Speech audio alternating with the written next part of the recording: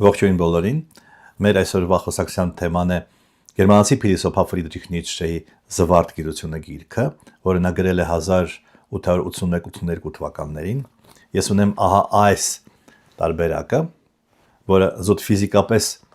հեշտ է տանել բերել եւ կարդալ որտեղ որ հնարավոր է։ Այս գրքի շապիկին, եթե ուշադրություն եք դարձրել, Հերոնիմուս Բոսխի հայտնի կտավն է, որը կոչվում է Հիմարների նավը, անպայման մի օր կանրադառնանք այդ հրաշալի ստեղծագործությանը։ Եվ ես ունեմ նաև երկհատորյակը, առաջին հատորը այս երկհատորյակի, ճիշտ եմ բռնել, առաջին հատորը այս երկհատորյակի, որտեղ կա նաև այդ զվարթ գիտությունը եւ հատկանշական է, որ այդ թարգմանության, ռուսերեն թարգմանության հեղինակն է մեր նշանավոր փիլիսոփա Կարեն Սևասյանը, որը գրել է նաև նախաբանը այդ երկհատորյակի համար։ Որքան կարողանում եմ ես դատել, Սևասյանի թարգմանությունները ավելի աուտենտիկ են, մասնավորապես բանաստեղծություններին։ Այո, Նիցշեն գրում էր նաև բանաստեղծություններ եւ այս գրքի սկզբում եւ վերջում նույնպես կան բանաստեղծություններ, որոնք առավել ցայտուն արտահայտում են փիլիսոփայի մտքերը։ Իսկ ամբողջ աշխատությունը կազմված է երբեմն կարճ աֆորիզմի չափ, երբեմն ավելի երկար պարբերություններից։ Բերեմ կարճ դատողություններից մեկի օրինակը։ Դա Նիցշեի մտքերն են։ Խնդրում եմ ինձ չքննադատել այդ մտքերի համար։ Նիցշեն ասում է, որ Քրիստոս սխալվում էր, մտածելով, որ մարդուն ամենամեծ տառապանքն են պատճառում իր սեփական մարդու մեղքերը։ Հիսուս պարզապես փորձառու չէր այդ հարցերում, գրում է Նիցշեն, եւ նրա կյանքի օրոք իր հայրենակիցները, հрьяաները շատ լավ հասկանում էին դա։ Եվ միայն դրանից հետո քրիստոնյաները հետին թվով արդարացրել էին իրենց ուսուցչին եւ սրբադասել են նրա սխալը։ Այդպիսի աֆորիզմ ունի Նիցշեն։ Թվում է, թե մաքուր սրբապղծություն է, բայց պետք է հաշվի առնել, որ ամեն մի միտք, որ նա տայտած է այդ գրքում, ասված է հեգնանքով, նաև ինքնահեգնանքով, որոշակի իմաստով ծիծաղով։ Եվ այսպես զվարթ գիտություն, la gaia scienza, ինչու գիտությունը պետք է լինի զվարթ եւ ինչու գերմանացի հեղինակը վերնագիրը դրել է իտալերեն։ Զվարթ ոչ թե անիմաստ ինչ որ ուրախությունների առումով, խոսքն այստեղ ավելի շուտ այն ուրախության մասին է, որը գալիս է մտքի տառապանքից, որոնումներից, փնտրտուկից հետո, երբ միտքը ազատագրվում է գաղափարներից եւ դոգմաներից։ Եվ այստեղ Նիցշեն մի քանի տեղ հեգնանքով խոսում է ակադեմիական, պրոֆեսորական գիտության մասին, որը մարդկանց միայն տխրություն է պատճառում։ Հիշեցնեմ, որ ինքը Նիցշեն ի վերջո հրաժարվել էր դասական ակադեմիական կարիերայից, չնայած հին հունական գրականության փայլուն մասնագետ էր։ Իսկ վերնագիրն իտալերեն է, որովհետև այն կապվում է տրուբադուրների պոեզիայի, Դանթեի հետ, որոնք Նիցշեի կարծիքով դարձյալ մարմնավորում էին զվարթ, արևային, լուսավոր, առողջ գիտելիքը։ Համեմատեք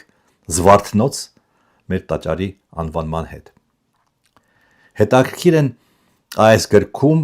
Նիցշեի դատողությունները պարզունակության, գրեհկության, վուլգարության մասին, այնինչ գերմաներեն նաև այս գրքում անվանում են das Gemeine, բառացի ընդհանուր, շարքային, իսկ ռուսերեն ոչ լիարժեք թարգմանվում է որպես poшлость, բանալնեստ։ Այդ համատեքստում խոսվում է Եվրոպայի հարավի ժողովուրդների ճաշակի մասին, որոնք սիրում են Բելինի եւ Ռոսինի։ Եվ դա Նիցշեին շատ նորմալ է թվում, որովհետև այդ արվեստի մեջ կա որոշակի ըստ նրա անամոթություն։ Իսկ ահա երբ գրեհիկ է գերմանացի կոմպոզիտորը, նա ամոթից կարմրում է, որովհետև միտումնավոր իջեցնում է ինքն իրեն։ Իր գրքում փիլիսոփան կարծես խաղում է հայտնի բարեխոսական կատեգորիաներով։ Օրինակ, մեծահոգություն եւ ստորություն։ Ստոր մարդիկ, գրում է Նիցշեն, մեծահոգիներին չեն հասկանում։ Միշտ կասկածում են, որ նման վարքի տակ կա ինչ-որ կեղտոտ մտադրություն, ինչ-որ հետին մտքեր, հետին մոտիվներ։ Բայց ինքը, Նիցշեն, այդ մոտիվացիան գտնում է ուրիշ կողմից, ուրիշ տեղ։ Չէ՞ որ, ասում է նա, ձեր մեծահոգությունը դուք փորձում եք մարդուն այդ ձեր մեծահոգությամբ դուք փորձում եք մարդուն կախվածության մեջ պահել, այսինքն որոշակի առումով նրա վրա իշխանություն հաստատել։ Եվ այդ պարադոքսալ ոճով Նիցշեն խոսում է շատ երևույթների, պարտքի, պարտականության, խղճի, կամքի, սիրո, կանանց մասին։ Կանանց հետ կապված նրա փորձառությունը հավանաբար այնքան էլ հաջող չէր, որովհետև կանանց մասին նա խոսում է, այսպես ասենք, առանց հարգանքի։ Նրա ընդհանուր գլխավոր նպատակն է կառուցել բարոյագիտություն առանց Աստծո, ինչը իմ կարծիքով, անձնապես իմ կարծիքով հնարավոր չէ, բայց Նիցշեն վստահ էր, որ Աստված մահացել է, եւ առաջին անգամ այդ հայտնի միտքը արտահայտվում է հենց զվարթ գիտության մեջ, մասնավորապես խելագարի մասին առակում փիլիսոփան բացականչում է. Աստված մահացել է, նա մահացած է մնում, այսինքն հարություն չի առել, այդ մենք ենք նրան սպանել։ Եվ չնայած շատերս դրա հետ համաձայն չենք, կարելի ասել, որ դա բարոյական ճգնաժամի ախտորոշում է, որը արդիական է անշուշտ նաև այսօր։ Բանն այն է, որ մարդկությունը եւ առանձին երկրների հասարակությունները, մարդկությունը եւ առանձին երկրները եւ հասարակությունները ժամանակ առ ժամանակ ապրում են բարոյական անկման, բարքերի այլասերման շրջաններ։ Դրան փիլիսոփան բավականին մեծ պարբերություն է նվիրել։ Եվ այդ փուլերում դասական կրոնին փոխարինում են տարբեր տեսակի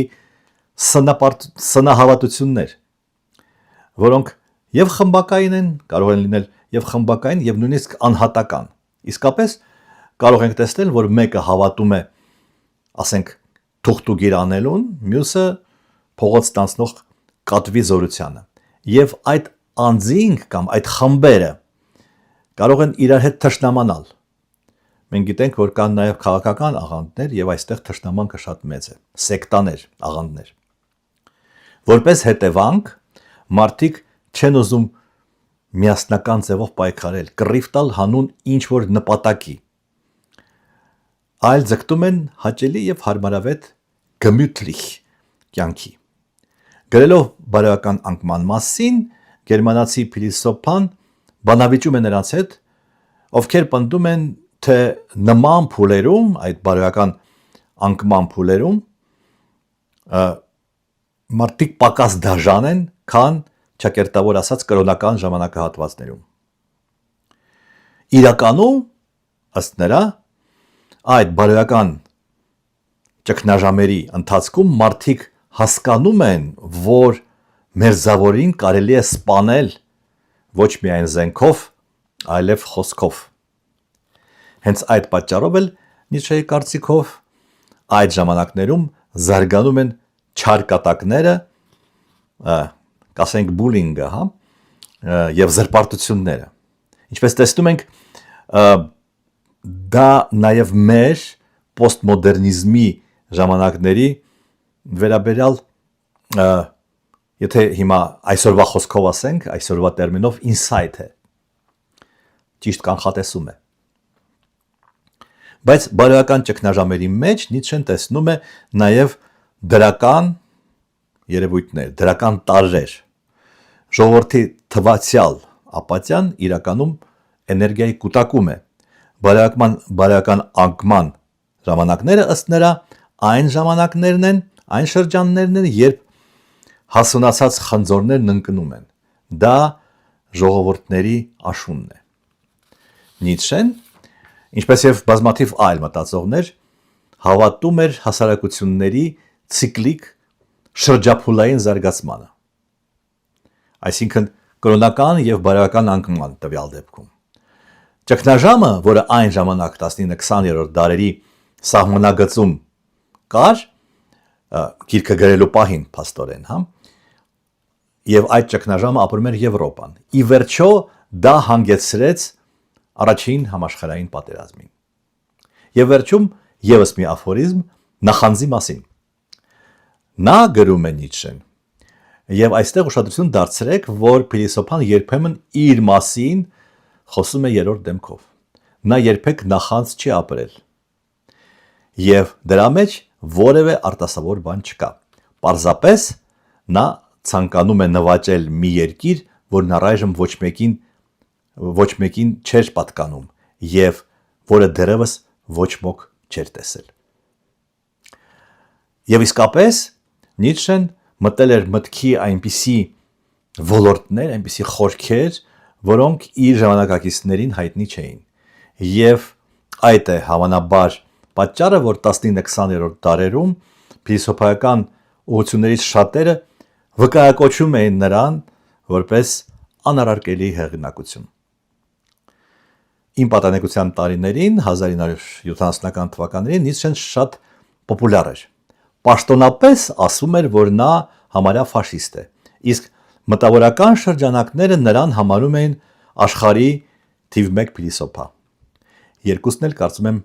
չափազանցություններ են։ Լավ մնացեք։